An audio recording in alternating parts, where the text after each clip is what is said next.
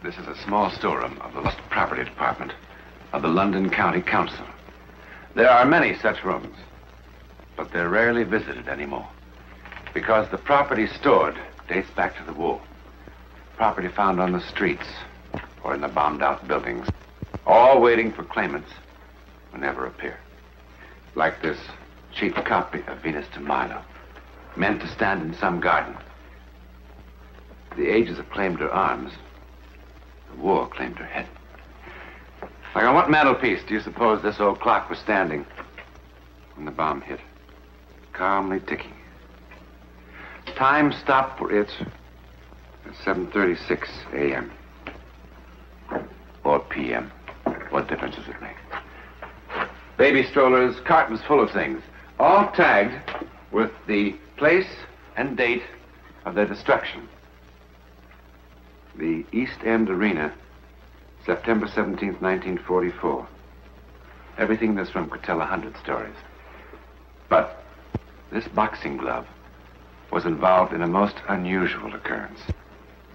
When, on September 17th, 1944, that dark and heavy curtain to the world beyond our five senses, the psychic world, was lifted for a moment.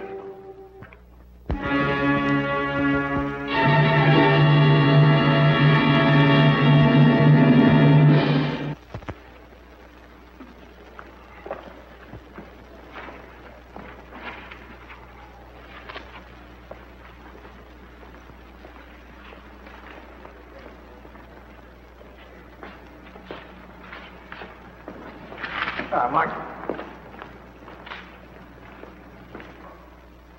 Hello, Yank. Sorry I'm late. Oh, it's all right. I had a bit of shopping to do. Fish and chips. I know. But we're betting the purse, aren't we? I'm financing dinner out of my own pocket, you might say. Never mind. We'll have a real feed after the fight. What kind of odds you get? 3 to 1 for the old 30 quid. That means we'll get 120 pounds if we win. That'll give us something in our pockets when we go up to the Midlands. Birmingham. Oh, they love light heavyweights up there. Did you see the doctor? Where do we go to eat? Well, in the dressing room. Get any coffee? Coffee costs extra. Well, I could sure use some.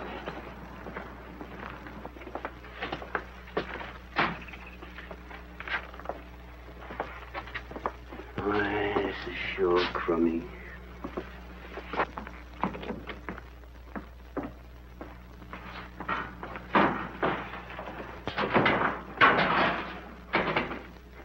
Here.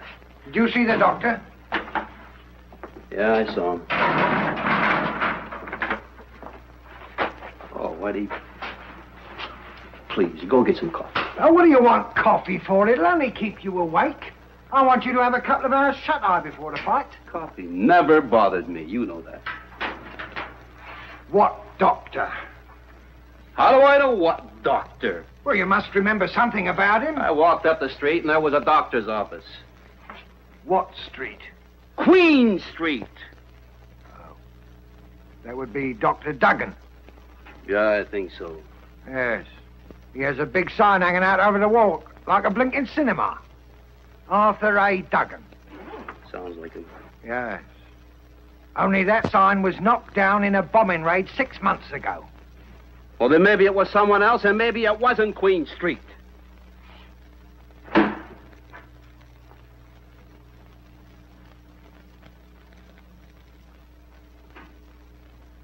All right, Whitey. I lied to you. I didn't see any doctor. You know, I'm getting too old to fight. It's the only trade I know. You know something, Whitey? The Army wouldn't even have me. That's why I'm in the Merchant Marine now. And why don't you ship out? Oh, I intend to. But I just wanted a little money. I got my eye on a bar and grill. You ought to see this place. It's a real pretty place. That's a pub. It's a nice little place up in Hoboken way. Yank, don't you realize you're risking your life? But it's my life, isn't it? What am I supposed to do? Sit out in front of some fight club with my cap on my knees saying, please help the poor? Well, I don't like it. Whitey, you don't have to like it.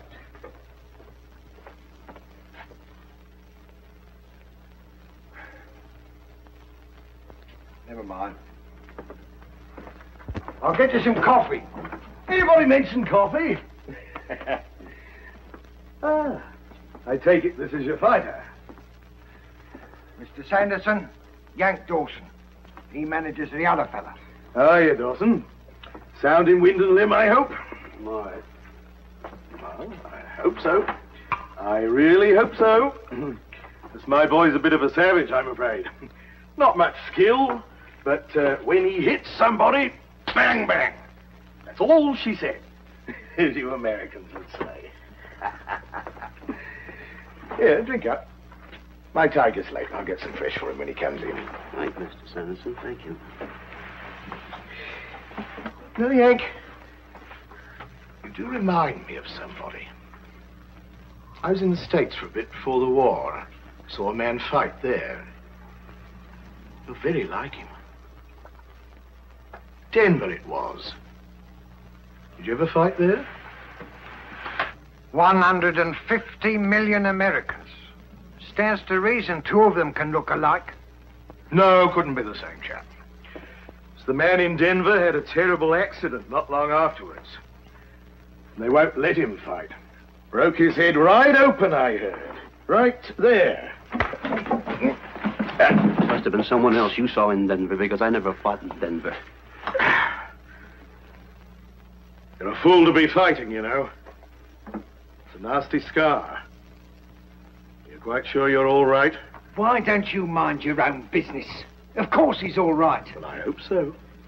I really hope so. Why don't you get out of here? All right, you time to go and find my tiger. We don't worry about accidents here, do we, Whitey? Not with old Paddy Terhune about. Who's Paddy Terhune? Oh, he's dead. In a manner of speaking. But you didn't tell him about Paddy. I was sure you had.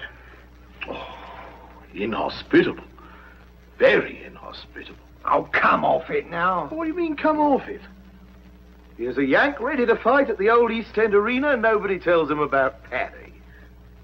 And Paddy's such a friendly ghost, too.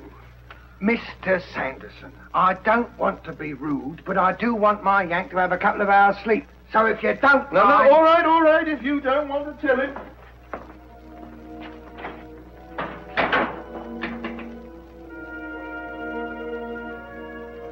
Well, a little rub down is what you need.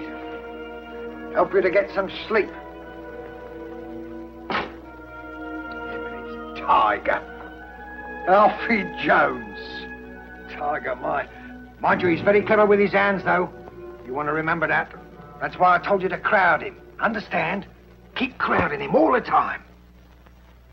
What was all that about a ghost, Winnie? Oh, you don't want to pay no mind to Sanderson and that stupid story. It's just childish superstition. Well, tell me anyhow. Look, you're going to fight tonight. I'm not going to fill your head now with a lot of silly twaddle. Oh, I've had so much bad luck in the last few years. I guess I'm just jumpy, Winnie. I'm sorry I acted like a kid. That's all right, boy. I don't know why I made such a fuss about it myself. Like Sanderson says, Paddy Terhune's a friendly sort of ghost anyway. He was Empire middleweight champion when he was only 18 years old. Back in 1905, that was. So when he fought Brian Cleary in 1931, he must have been 44. That's getting on a bit for a boxer, you know. And he wasn't Empire champ no more. He had a gold watch, a few good memories, and a blood clot, what nobody knew about. He fought Brian Cleary right here in the East End Arena. Brian liked the old boy. Wanted to make it quick like, you know. So he knocked him out in the second round. That was an act of mercy, Brian thought. Only that blood clot of Paddy's got dislodged. He died before they could get him into the dressing room. Well, that upset Brian a bit. Of course, he soon got over it, you know. I mean, he knew it wasn't his fault. Only 4 years later, Brian went crackers. Just before a fight one night, he suddenly started raving and swearing something awful. He said he'd seen Paddy Tyrone. Seen him, mind you, with Paddy dead 4 years already. Brian says that Paddy just stared at him and shook his head slowly from side to side, like he was trying to tell him something. And Brian says, well, what could he be telling me except, don't you fight tonight, my boy, or you'll wind up like me. Well, he fought anyway. And he was winning too, hands down. Until Frankie Shane, fighting him back as best he could, suddenly caught him with a lucky right. Oh, what a whopper. Caught him high on the forehead and pitches Brian towards the ropes and through the ropes. And he smashes his skull on the ring post. Well, now, you know as well as I do, that could never happen again in a million years. But blimey, you should have seen the newspapers. Ghost of East End Arena, they said. Paddy Tyrone back from the dead, and all that sort of tripe. See Paddy and die, they said. And there's talk of even some others, but I don't believe it. I don't believe any of it. Coincidence, that's all it is. Pure coincidence. Yeah. Coincidence.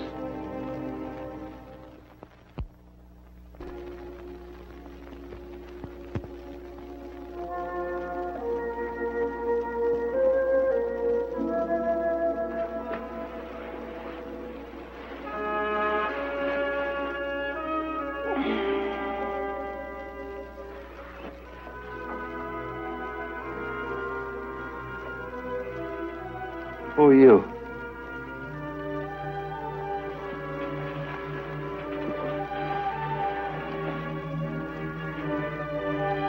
What do you want?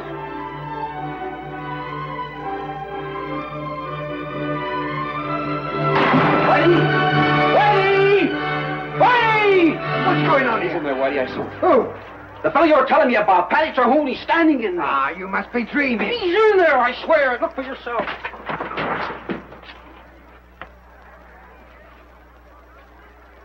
In where, did you say? Believe me, Whitey. He was standing right here, and I wasn't dreaming. You weren't dreaming, Yank. What kind of a ghost takes his leave by the window? I'll tell you what kind. Come on, I'll show you your ghost.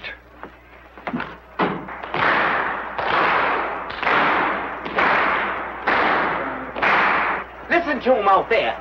You're going to ruin me. Well, don't look at me. He's the one what's ruining you. Him and his psychological warfare. I got contracts with the both of you. Well, we are ready to fight. Then you two can fight. I'll tell you straight out, my boy isn't going into the ring until he admits what he done and apologizes for it. And just what am I supposed to have done? I had somebody to impersonate Paddy Tyrone. That's what you've done. Trying to scare my boy. What's all this about? That ghost was a fake. Well, maybe it was, but that doesn't prove that I had anything to do with it. Who else? Who else had reason? It's your boy we're fighting, and you was offering odds of 5 to 1. Well, got confidence in Alfie, that's all. Well, that's another thing. Look at him. Cool as a cucumber. Quiet as can be. Here, got nothing to do with me. I'll say fight. Well, that's just it. Your opponent saw Paddy Tyrone, and you say fight. Aren't you scared you're gonna kill him? Cleary and Kawicki saw the ghost and they was killed in the ring. Why doesn't it bother you that the man you're fighting is going to die? I'll tell you why. Because it's a fake and you know it. If what you say is true, it's a case for the Boxing Control Board. Unsportsmanlike conduct by a manager. You insisted that my boy heard about Paddy Tyrone, and you knew he was going to take a few hours' sleep. That gave you plenty of time. How long did it take to sew Paddy's name onto that sweater? Now, look here, Whitey. And who did you hire to do Paddy Tyrone? Which one of your flunkies was it? Willie Davis? He's about the right age and size. Who's Willie Davis? Oh, some used-up old fighter who'll do anything for a few quid that he can take across the road to the Red Lion and turn into whiskey. And we don't have to ask his permission to go over there and ask Willie to talk, and he'll talk, in the interest of justice and better boxing and a few more drinks. Come on. No, wait. All right. I did it. There you are, you see? Willie played the ghost. It was my idea. Well, I know I shouldn't have done it, but Willie looks almost exactly like Paddy, and with a little makeup, well, I just couldn't resist it. There's nothing criminal in it, mind you. It was a psychological warfare, just like we do on the Germans, that's all. Only that happens to be war, where all is fair, so they say. But this is boxing. All right. Which is supposed to be a sport. Well, maybe it wasn't sporting, though. Maybe. All right, then it wasn't sporting. You've never done anything that you're sorry for? Well, if I did, I said I was sorry. Oh, I'm sorry. Sorry, Yank. If everybody's quite satisfied, let's have a fight. No.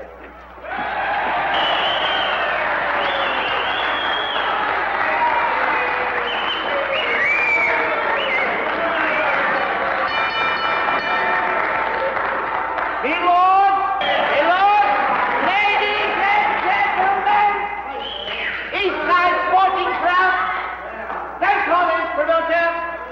10 3-minute rounds, Streetside Zone's favorite, 11 stone, 9, Alvin Jones.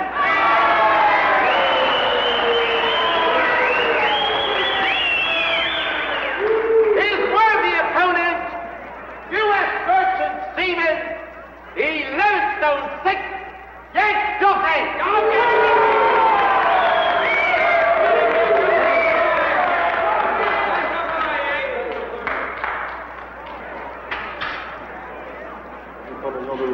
Get on the street fight.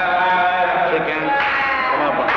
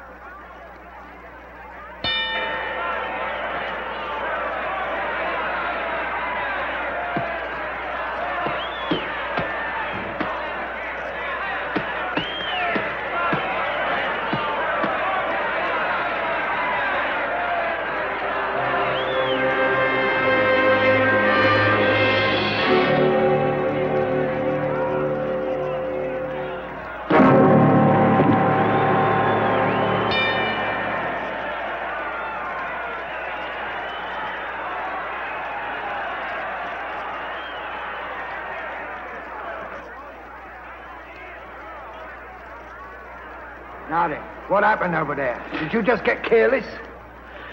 That fellow I saw in the dressing room. You know, Davis? Well, what about him? He's sitting up there in the last row.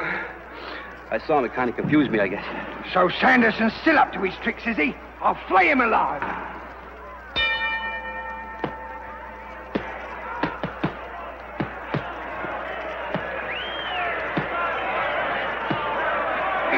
What kind of scum are you? Oh, what's the matter? That's what's the matter.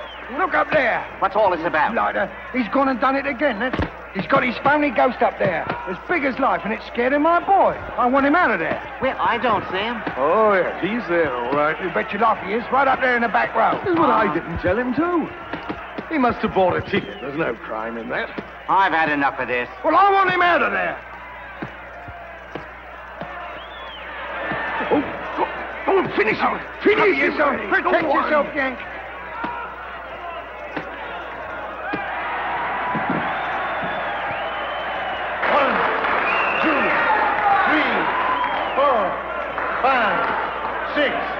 Seven, 8, 9, 10. Don't touch him. He mustn't be moved. Let's get him to the dressing room. No, he must not be moved. Get a doctor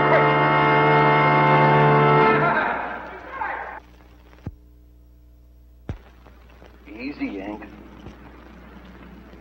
How do you feel? All right, I guess. You want to try to sit up? Yeah. Will it be all right, Doctor? Yeah, he's had a slight concussion, but he'll definitely be all right. Yeah, you hear that, Yank? You're going to be fine, boy. I didn't say he'd be fine. I said he'd be all right. No more fighting, Yank.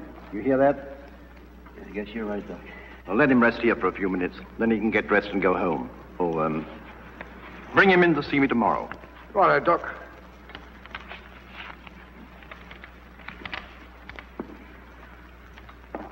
Look here, White, here. I'm sorry about all this. So you should be. Lot of nonsense. Your boy would never have beat him if he hadn't been distracted. Is there a Mr. Sanderson here? I'm Sanderson. Mr. Sanderson? Yes? It's the devil's own time finding you, sir. Do you know this man? Yes, Willie Davis. Why were you sitting in the back row, Willie? Beg your pardon, sir, but the only place he's been sitting is at the police station. Under the influence, as you can see. But he couldn't. I picked him up in the Red Lion pub. There were some there that said he stole the money he spent there. But Willie said that you'd vouch for him, that you gave him the money. So that's true. How long has but he been in custody? For the last hour, I'd say. That's impossible.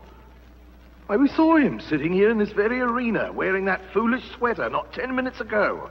Couldn't have been him, sir. 10 minutes ago, he was still unconscious. Come on, Willie.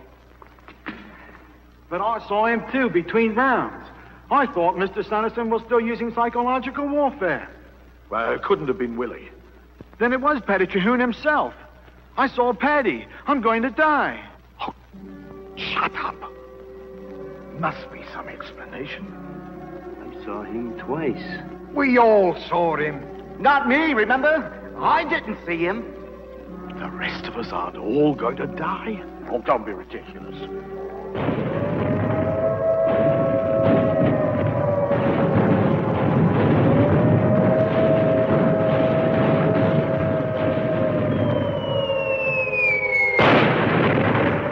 The German bomb, aimed presumably at the waterfront, struck the East End Arena about 12 o'clock.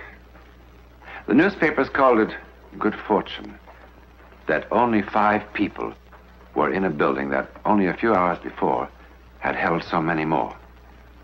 4 were killed. The promoter Collins survived to tell what happened.